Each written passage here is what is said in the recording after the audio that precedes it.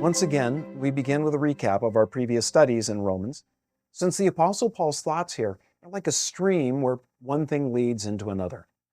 Paul's laying out what happens when people commit intellectual suicide by denying what self-evident truth presents to them, that God exists. Now, the chief argument of many, and maybe most atheists, is that they can't believe in God because science. There's no evidence for God, they say, by which they mean the existence of God is not presented to their five physical senses. They're materialists who limit the realm of what exists to atoms and rays. But Paul makes clear that it's an undeniable function of logic to conclude that God exists from the very fact of existence. It's self-evident that all atoms and rays owe their existence to some prior cause.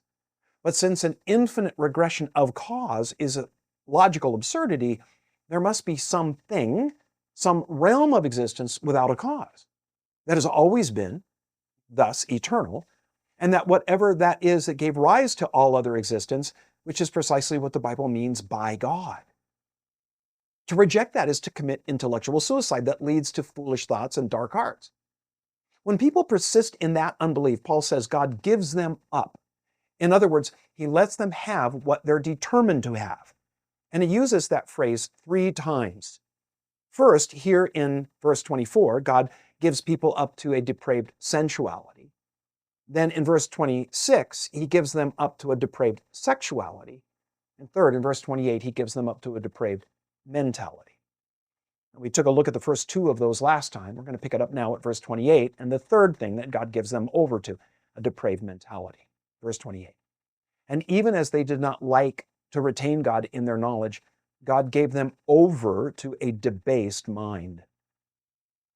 Because thoughts are the seedbed of actions, once a person's thought life is corrupt, it's inevitable that their lifestyle is going to fall apart. We were designed for love, worship, and service of God. When you wrench life off that base, it can only end in futility. Paul gives a long list of the kinds of things marking the lifestyle of those who give up God. It's one thing to give up God, an altogether terrifying thing when God then gives people up. They, we read, to do those things which are not fitting, that don't work. That word fitting here means that which is proper, appropriate, right.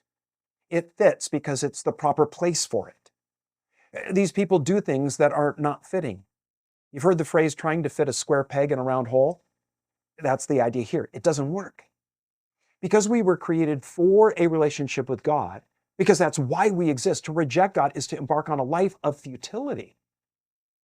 I recently watched a first episode of a series, one of the streaming channels, where it showed this man, late Middle Ages, his life has fallen apart. He's struggled all his life to be successful. He's climbed the corporate ladder.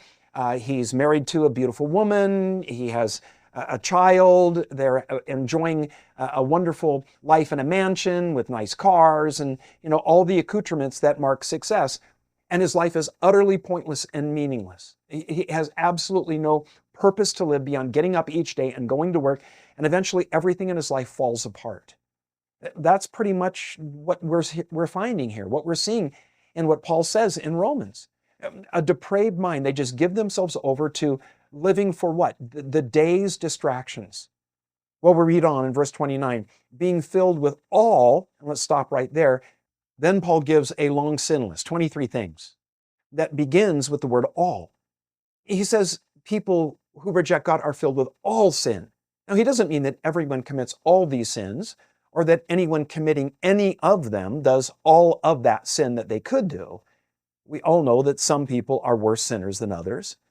What Paul means by all here is that as we look at the human race as a whole, all sin is represented in one way or another among those who reject God because they've been given over to a debased mind. Their sin isn't just the sin of omission, they actually dream up ways to commit the gravest of abominations. I was in Thailand some years ago working with a fantastic ministry that rescues children out of sex trafficking. And I heard some of the stories of the unspeakably evil things trafficked people are subjected to.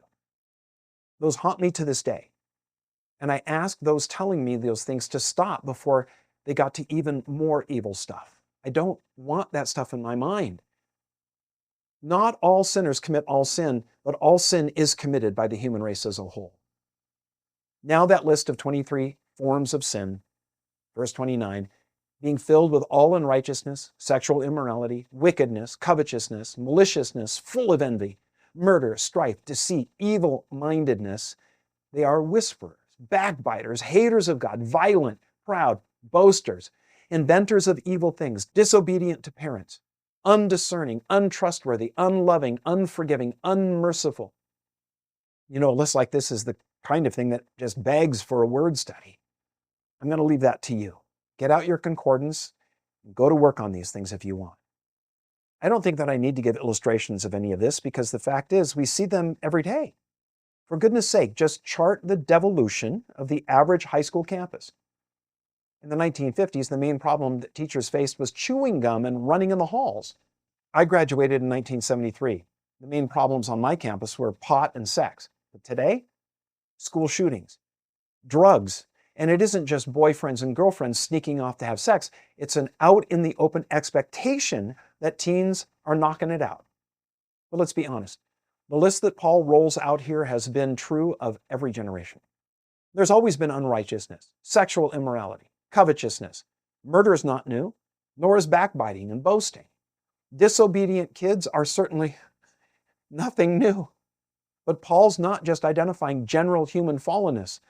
The clincher is what we find in verse 32. He says, who, that is, those that God has given up to this long list of depravity, who, knowing the unrighteous judgment of God, that those who practice such things are deserving of death, not only do the same, but also approve of those who practice them. You see, Paul is speaking of a society as a whole, an entire culture that's gone so far from God that it calls evil good and good evil. People not only engage in immorality themselves because they're weak, they've given up on virtue altogether and have gone long past feeling guilty about it.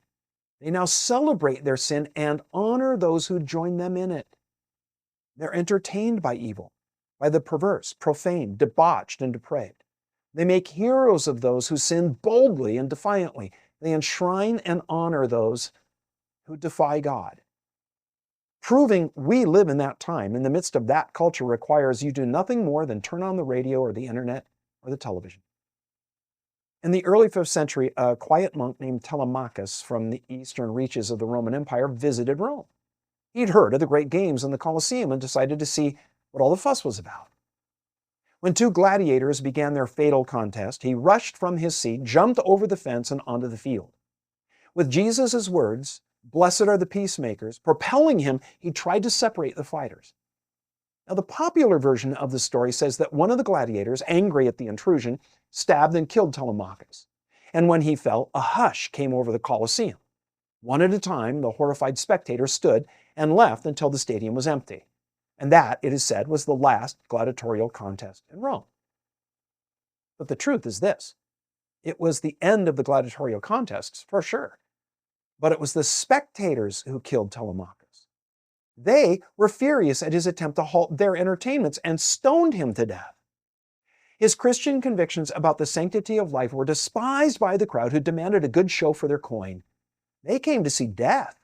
What matter if a puny monk was added to that day's victims? It was only when a word of Telemachus' death reached the ears of the Emperor Honorius that he passed an edict ending the games. Shocking, revolting, but that's ancient history. When people were unsophisticated and crude, right?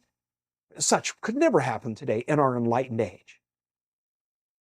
On June 23rd of 2007, a 27-year-old Lashanda Calloway of Wichita, Kansas, was stabbed in a convenience store. Surveillance video showed 5 shoppers stepping over her body to finish their shopping. One shopper even stopped to take a picture of Calloway with a cell phone. No one thought to treat her wounds or comfort her. It was over 2 minutes after the stabbing that someone finally called 911. The paramedics began treatment only 4 minutes later, But because of the delay in calling 911, the loss of blood ended up costing Calloway her life. She died at the hospital. That's not some isolated tale. It happens nearly every day in some major American city. About 80% of adult Americans say that they believe in the God of the Bible. That's interesting. When I drive down my street on a Sunday morning to go to church, I can say with great confidence that 8 out of 10 of my neighbors are not doing the same. At work, do 4 out of your 5 fellow employees talk about God at break? If 80% of adult Americans genuinely believed in God, here's the way that we could recast verses 24 through 32.